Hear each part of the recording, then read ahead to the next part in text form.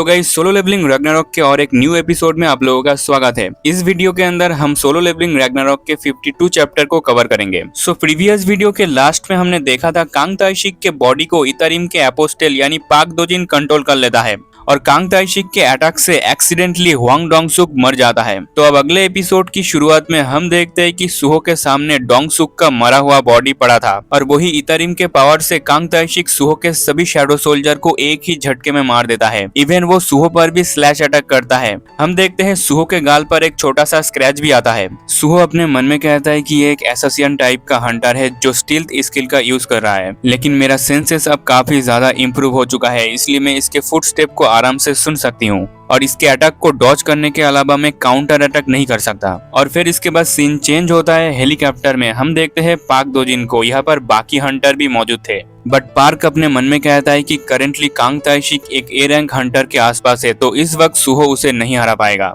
लेकिन तभी पाक दोजिन को एक आवाज सुनाई देती है जो सुहो की होती है। सुहो कहता है कि इतरिम के एपोस्टेल, मैं जानता हूँ कि तू मुझे सुन रहा है, मैं तुझसे बात करना चाहता था एंड वो अपॉर्चुनिटी अब आ गया है। और फिर सुहो आगे कहता है कि मैं इतने टाइम तक चुपके से काम कर रहा था सबके नजरों में ना आके, और इसका सिर्फ एक ही रीजन था कि अगर तुझे मेरे बारे में पता लग जाता तो ये मेरे लिए काफी रिस्की हो जाता। लेकिन कुछ टाइम बाद सुहो के दिमाग में ये ख्याल आया कि बाहर के दुनिया से आए हुए इन्वेडर ऐसे अपने आप को छुपा क्यों रहा है और लोगों का ब्रेन वॉश करने के लिए स्टारडस्ट का यूज क्यों कर रहा है। इसका तो सिर्फ एक ही मतलब होगा कि इतरिम के एपोस्टेल भी अपने आइडेंटिटी को रिवील नहीं कर सकते। बट ली मिन संग के इंसिडेंट के बाद इतरिम के एपोस्टेल ने अपने आप को रिवील करना शुरू किया। सो सुहो इतरिम के एपोस्टेल को यही बताता है कि एक ऐसा आदमी जो छुपकर काम कर रहा था उसने अपने आप को धीरे धीरे रिवील करना शुरू किया, जिसका एक ही मतलब है कि तू कुछ तैयार कर रहा है बड़े चीज की। इवन सुहो ये तक कह देता है कि तू मेरे जैसा ही है, तेरा पावर एग्जिस्टेंस टाइम के साथ साथ ग्रो होता है जस्ट लाइक मेरे तरह। और फिर सुहो अपने शैडोज को गैदर करते हुए कहता है अब मैं अपने आइडेंटिटी को बिल्कुल नहीं छुपाऊंगा,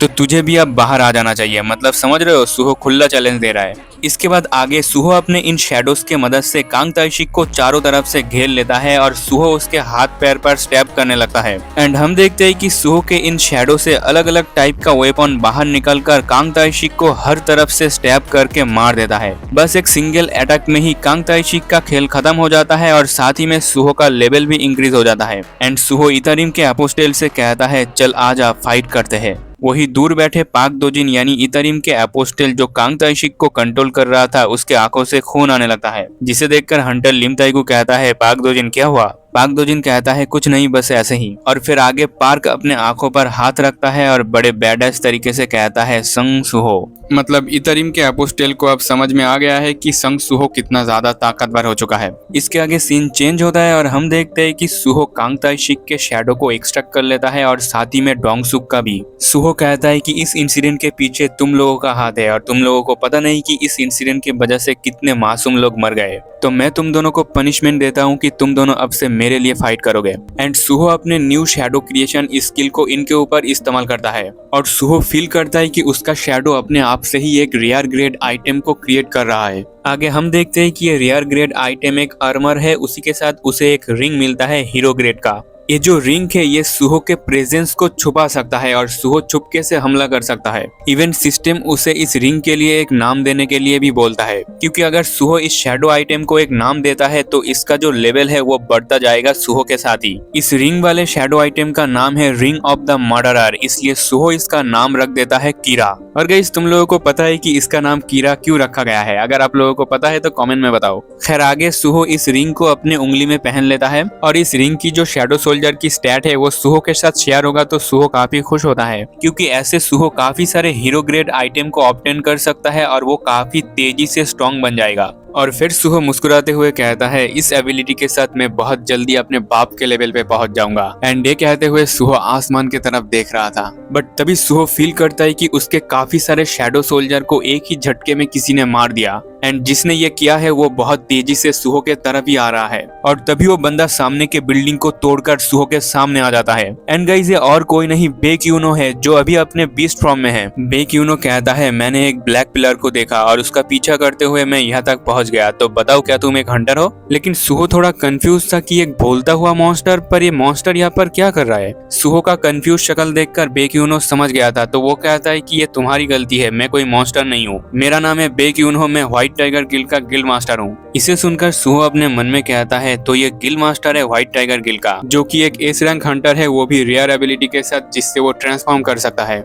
आगे बेक्यूनो कहता है कि तुमसे खून की बदबू आ रही है, तो बताओ तुम असल में हो कौन। सुहो कहता है कि मैं एक हंटर हूँ और मैं यहाँ पर लोगों को बचाने के लिए आया हूँ। बेक्यूनो उससे उसका नाम पूछता है तो सुहो कहता है कि मेरा नाम है संग सुहो और मैं जानता हूँ कि मैं हंटर एसोसिएशन के वांटेड लिस्ट में हूँ, लेकिन मैंने कुछ नहीं किया, मैं एक इनोसेंट बंदा हूँ। इसे सुनकर बेक्यूनो जोर जोर से हंसने लगता है और सुहो के पास आके कहता है तो तुम ही वो बंदा हो, तुमने तो यहाँ पर मेरे सामने ओपनली कन्फेस कर दिया कि तुमने ही वो काम किया था। सच में हमारे गिल को भी स्टारडस्ट के वजह से काफी ज्यादा नुकसान हुआ है। और फिर बेक्यूनो सुहो के सामने आके काफी रेंज मोड में कहता है कि अगर तुम इनोसेंट हो तो तुम इसे कैसे प्रूव करोगे। इस पर सुहो बेक्यूनो का उंगली पकड़ लेता है और कहता है क्या हम इसके बारे में बाद में बात करें, क्योंकि हमारे पास मैन पावर की कमी है और मुझे खुशी है कि यहाँ पर एक एस रैंक हंटर है, तो चलो जल्दी करो, हमें लोगों को बचाना है। इसे सुनकर बेक्यूनो कहता है क्या तुझे पता भी है तेरा करंट पोजीशन क्या है। सुहो कहता है जो भी हो, एक हंटर के लिए लोगों को बचाना सबसे पहले आता है। अगर हम एक सेकंड के लिए भी हिचकिचाए तो जो इंसान को बचाया जा सकता था वो भी मर सकता है। इसे सुनकर बेक्यूनो को अपने एक पुराने दोस्त की याद आ जाती है, जब वो एक फायर फाइटर हुआ करता था। उसके उस दोस्त ने भी यही सेम चीज कही थी कि हमें सबसे पहले लोगों को बचाना चाहिए, जब तक हम सोचते रहेंगे लोग मरते रहेंगे। हमें ये बाद में डिसाइड करना चाहिए कि क्या गलत था और क्या सही। एंड रेस्क्यू टीम का यही एक मतलब है। और गाइस इस बात को जो कह रहा है उसे तुम लोग अच्छे से जानते हो, अगर तुम लोग एक सोलो लेवलिंग का सच्चा फैन हो तो। और फिर तभी बेक्यूनो कहता है एक मिनट रुको, ये नाम संग सुहो, ये कुछ जाना पहचाना लग रहा है। आगे बेक्यूनो संग सुहो को अपने दोनों हाथों से उठा लेता है और कहता है संग सुहो, ये तो वही नाम है जिसके बारे में कैप्टन हमेशा डींगे मारता था। तुम तो कैप्टन संग इलवान का ग्रैंडसन हो। मतलब गाइस समझ रहे हो, संग जिनबू का डैड संग इलवान के साथ ही बेक्यूनो फायर फाइटर में काम करता था और वहाँ पर संग जिनबू का डैड संग इलवान कैप्टन था इनका। और इसके बाद आज का ये चैप्टर यहीं पर ही खत्म हो जाता है। तो मैं मिलता हूँ आपके साथ नेक्स्ट वीडियो में, तब तक के लिए बाय बाय। और आप लोग कमेंट में बताना कि आज का एपिसोड आप लोगों को कैसा लगा।